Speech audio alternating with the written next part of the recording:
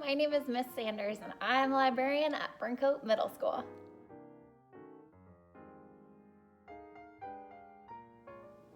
The thing that I love the most about learning is that my knowledge is not fixed in place. It's constantly changing and growing. I think that this time at home is a great opportunity for us to take on some of the challenges that we might have put off in the past. Like, I think the most challenging section for me in my library is definitely poetry.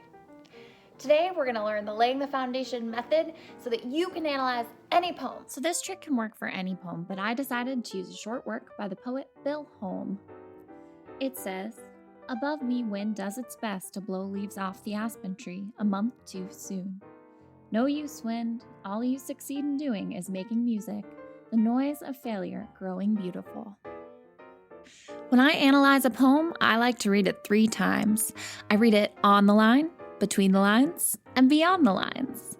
When I say on the line, I mean that I just read it straight through. I try to figure out what the basic story is, what do the words literally say on the surface. I'm not looking for any deeper meaning here. When I read it the second time, that's between the lines. And between the lines, you want to start to make some inferences, think about what the author is saying without actually saying it.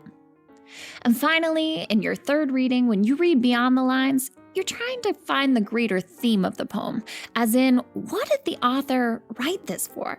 What was his or her purpose? What do they want you to walk away having learned from this poem? In order to make this process a little easier, I start by drawing 3 concentric circles, basically like the target symbol.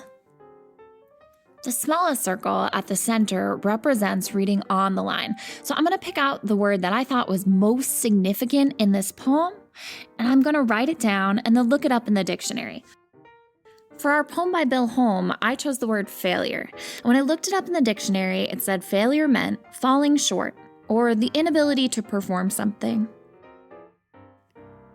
In the next circle, I'm going to copy out the line that actually used the word that I put in the central circle.